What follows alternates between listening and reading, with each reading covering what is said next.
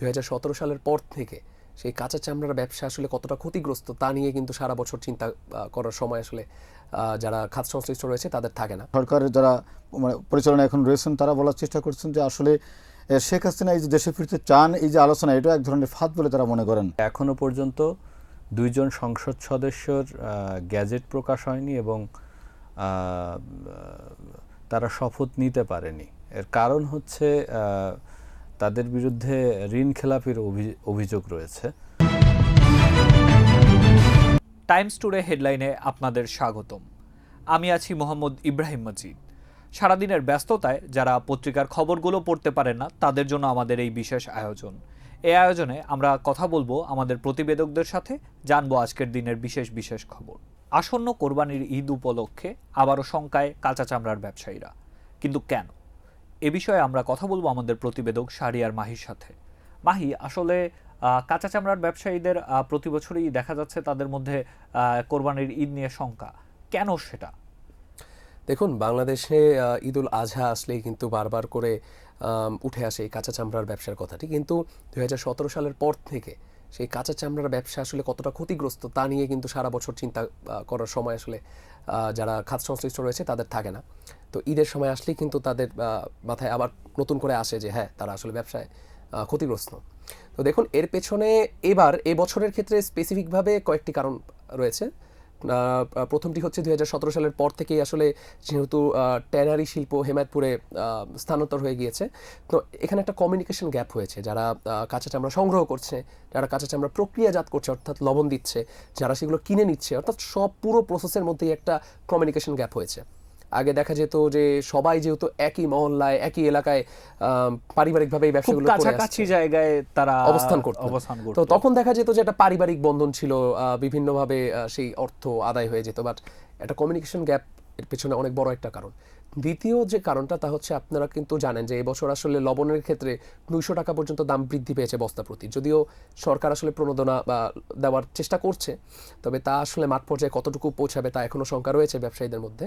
কেমন তৃতীয় যে কারণ তা হচ্ছে, এবারের যেহেতু বৈরী আবহাওয়া, এত উষ্ণ আবহাওয়ার মধ্যে আসলে চামড়াগুলো সংরক্ষণ করা, প্রক্রিয়াজাত করার একটা সময়সীমার বাধ্যবাধকতা আছে। হ্যাঁ, চামড়া তো সম্ভবত খুব দ্রুতই এটাকে সংরক্ষণ করে ফেলতে হবে। অবশ্যই দেখুন, কথা হয়েছে যখন মালিক সমিতিদের সাথে এবং যারা ব্যবসায়ী রয়েছেন তারা কিন্তু বারবারই বলছেন এবারের যে তাপমাত্রা, সন্ধ্যার মধ্যে সর্বোচ্চ মাগরিবের ওয়াক্তের মধ্যে যদি চামড়াগুলো না আসে এবং যদি লবণ না দেওয়া হয়, ঠিকঠাক মতো প্রক্রিয়াজাত শুরু না হয়, তাহলে কিন্তু চামড়াগুলো আর ব্যবহার করার অবস্থায় থাকবে না। পাশাপাশি তারা কিন্তু বলছেনই যে যারা আসলে সেই চামড়াগুলো কেটে আলাদা করছেন মাংস থেকে, তাদেরকে একটু সচেতন থাকতে হবে। এ বিষয়ে সরকারের কাছ থেকে কি আমরা কোনো কিছু জানতে পেরেছি যে প্রণোদনাটা কবে আসবে, বা এটা কাঁচা চামড়া শিল্প ব্যবসায়ীরা কিভাবে সরকারের সাথে কমিউনিকেট করছে, এ নিয়ে কি আমরা কিছু জানতে পেরেছি? দেখুন, বর্তমানে যে সরকার ক্ষমতা রয়েছেন তারা কিন্তু বাংলাদেশ ব্যাংকে আসলে নির্দেশনা দিয়েছেন যে যারা এই চামড়া ব্যবসার সাথে জড়িত তাদেরকে আসলে ক্ষুদ্র ঋণ অথবা খুব অল্প সুদে ঋণ দেওয়ার কোনো ব্যবস্থা যদি করা যায়, তবে যে বেসরকারি ব্যাংকগুলো রয়েছে তাদের সাথে কথা বলে আমরা নিশ্চিত হতে পেরেছি। আমরা কথা বলেছি একটি বেসরকারি ব্যাংকের সহ ব্যবস্থাপকের সাথে, তিনি কিন্তু বলেছেন যে বাংলাদেশ ব্যাংক থেকে এখনও পর্যন্ত কোনো ধরনের নির্দেশনা এসে পৌঁছায়নি। এবং এই যে অন্যান্য শিল্প খাতে আসলে ব্যাংক থেকে যত সহজে ঋণটা পাওয়া যায়, এই চামড়া খাতে, কাঁচা চামড়ার এই খাতে আসলে তা অত্যন্ত সহজ নয়। এর পেছনে কারণ রয়েছে কিছু, তার মধ্যে একটি হচ্ছে যে দেখুন, এই ব্যবসাটা আসলে খুব বেশি মৌখিক সম্মতির ওপরে চলে। সো দেখা যায় যে আর্থিক যে আদান প্রদান তা সম্পন্ন হওয়ার আগেই আসলে ব্যবসা সম্পন্ন করতে হয়। তো যার কারণে হয়েছে যে ব্যাংক যে ঋণ দিচ্ছে সেই লিমিট কিন্তু আসলে তারা ক্রস করে যাচ্ছে, নির্দিষ্ট সময়ের মধ্যে তারা ফেরত দিতে পারছে না, কারণ যে ব্যক্তি ঋণ নিয়েছে সেও হয়তো তার টাকাও হয়তো অন্য কারো কাছে আটকে পড়ে আছে। তো সব মিলিয়ে আসলে এই যে পুরো চেইনের মধ্যেই হচ্ছে একটি আর্থিক অসামঞ্জস্যতা রয়েছে, আর্থিক সংকট রয়েছে। এবং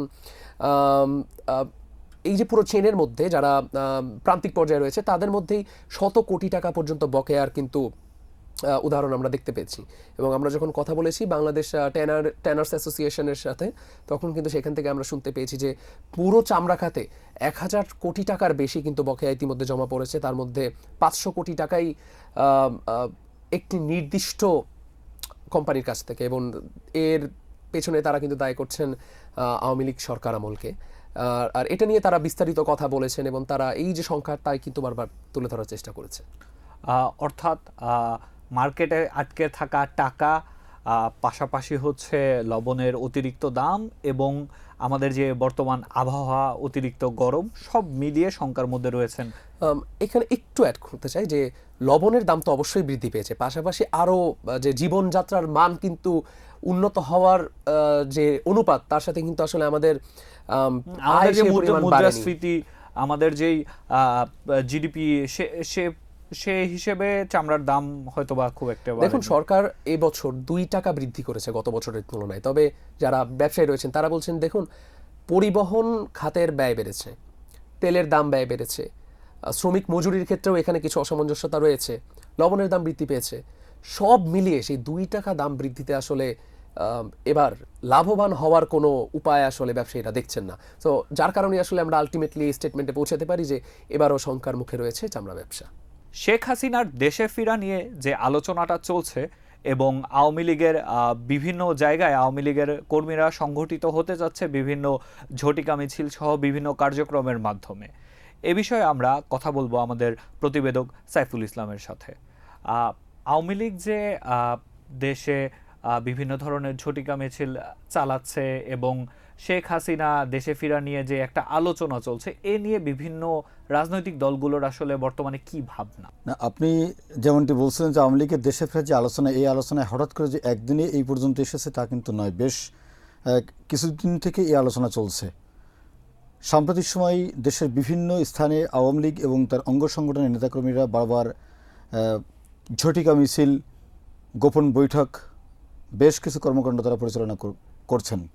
সেক্ষেত্রে পুলিশের সাথে অনেক জায়গায় গ্রেপ্তার হয়েছেন, অনেক জায়গায় পুলিশ ইতিমধ্যে মামলা দিয়েছে। সন্ত্রাস বিরোধী আইনে তাদের বিরুদ্ধে মামলা বেশ কিছু জায়গায়, বিশেষ করে খুলনা, যশোর, চট্টগ্রাম, নোয়াখালী বেশ কিছু জায়গায় ইতিমধ্যে মামলা হয়েছে। পুলিশ তাদের নামে মামলা দিয়েছে।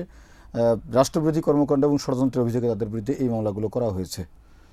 এর মধ্যে হঠাৎ করে আলোচনা যে শেখ হাসিনা দেশে ফিরতে চান, তিনি তৎপরতা চালাচ্ছেন যে তিনি দেশে ফিরবেন। বিশেষ করে আওয়ামী লীগের সিনিয়র যেসব নেতারা তার সঙ্গে সাম্প্রতিক সময় দেখা করেছেন, তাদের সঙ্গে তিনি দলীয় মনোভাব ব্যক্ত করেছেন যে আসলে তিনি দেশে ফিরতে চান। কিন্তু তার এই মনোভাবটা আসলে প্রকৃতপক্ষে কতটুকু সঠিক সেটা আমরা যাচাইয়ের চেষ্টা করেছি। টাইমস অফ বাংলাদেশে এই বিষয়টি প্রতিবেদন ছাপা হয়েছে, যেটা নিয়ে ব্যাপক আলোচনা সারা দেশ এবং বিদেশে আলোচনা হয়েছে। সেই রিপোর্টে আমরা দেখানোর চেষ্টা করেছিলাম যে আসলে শেখ হাসিনা দেশে ফিরতে চান, তিনি তার নেতাকর্মীদের এমনটি বলছেন।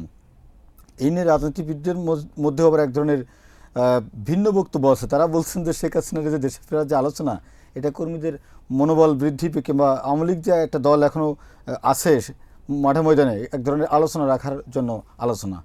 আমরা আজকের রিপোর্টটিতে যেটি দেখানোর চেষ্টা করেছি সেটি হচ্ছে শেখ হাসিনার এই যে দেশে ফেরার যে আলোচনা এবং আওয়ামী লীগ যে ফের সংগঠিত হওয়ার চেষ্টা করছে, সেক্ষেত্রে বিএনপি, জামায়াত এবং এনসিপি তারা কি মনে করছে। আমরা বিএনপি নেতৃবৃন্দের সাথে কথা বলেছি। বিএনপির এবং সরকারের যারা পরিচালনা এখন রয়েছেন তারা বলার চেষ্টা করছেন যে আসলে শেখ হাসিনা এই যে দেশে ফিরতে চান, এই যে আলোচনা, এটা এক ধরনের ফাঁদ বলে তারা মনে করেন।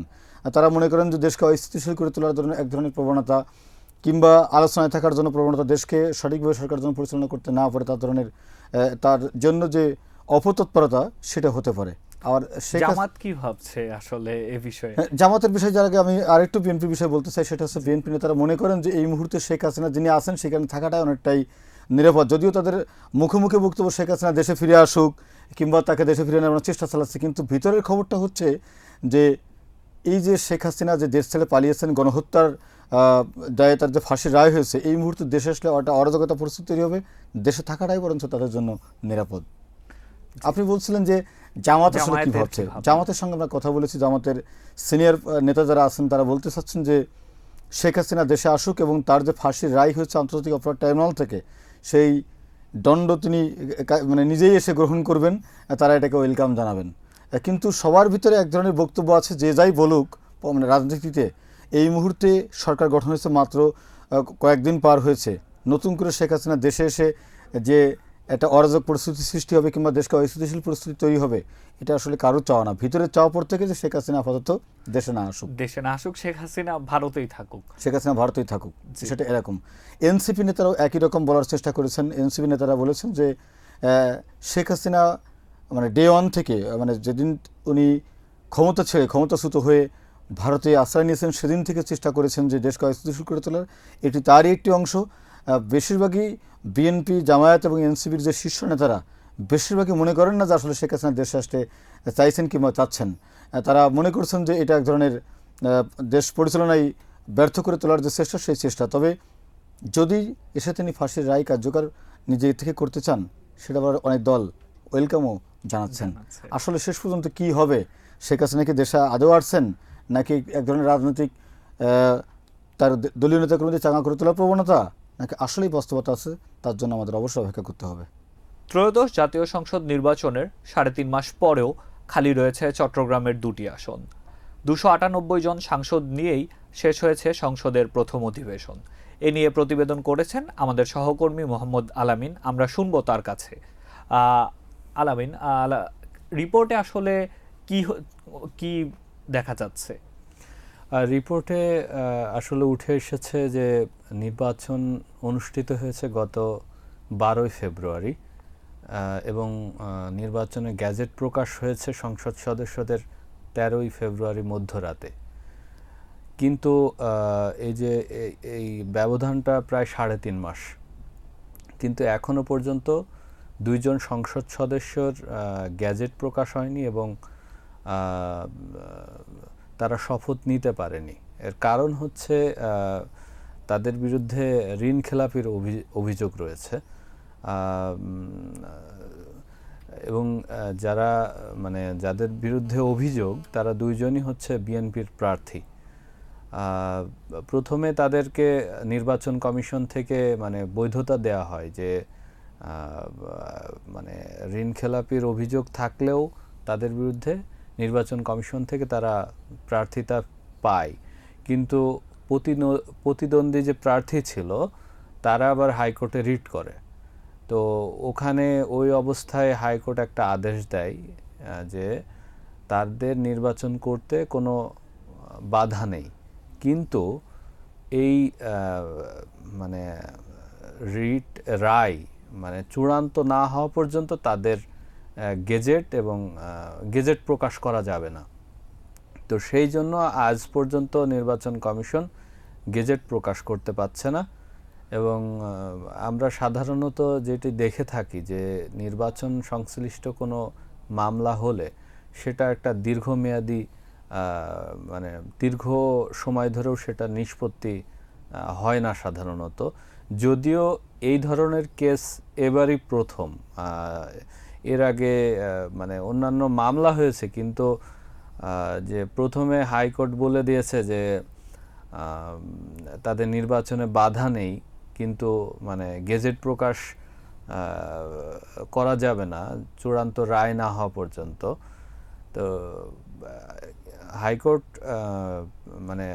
যারা নির্বাচনে জয়ী হয়েছে যে 2 জন প্রার্থী, তারা আবার হাইকোর্টের আবেদন করেছে যে তাদের নিষ্পত্তি যাতে করা হয়। তো সেই জন্য আদালত যে তাদেরকে 9 জুন সময় দেওয়া হয়েছে। নির্বাচন কমিশনের সঙ্গেও এ বিষয়ে আমি কথা বলেছি। তারা যেটা বলছে সেটা হচ্ছে যে এখন আর নির্বাচন কমিশনের কিছু করণীয় নেই, কারণ আদালতের বিষয়টা আদালতের উপর নির্ভর করছে।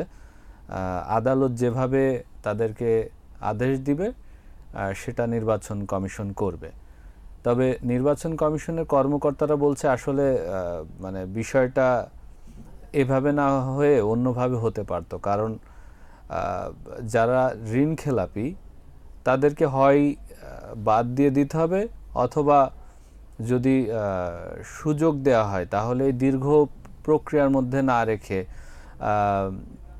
কারণ যারা নির্বাচনে অংশ নিয়েছে ঋণ খেলাপি হলেও তাদের তো নির্বাচনে বৈধভাবেই 25 লাখ টাকা পর্যন্ত খরচ করার বিধান আছে, এবং বা জনপ্রতি 10 টাকা করে। তো এইটা তো খরচ হয়েছেই, যদি এখন তাদের বাতিল হয়ে যায় সেক্ষেত্রে তারা তো একটা ক্ষতির সম্মুখীন হলো। প্রথম অধিবেশন তো শেষ হয়ে গেল একদম 2 জন জনপ্রতিনিধি ছাড়াই। তো চট্টগ্রামের যে দুটি আসনের জনপ্রতিনিধি হওয়ার কথা ছিল এই দুজনের, সেই আসনের মানুষরা তো আসলে তাদের প্রতিনিধিত্ব সংসদে তারা দেখতে পাচ্ছে না। তো এটা নিয়ে আমরা কি জেনেছি? আপনি ঠিকই বলেছেন।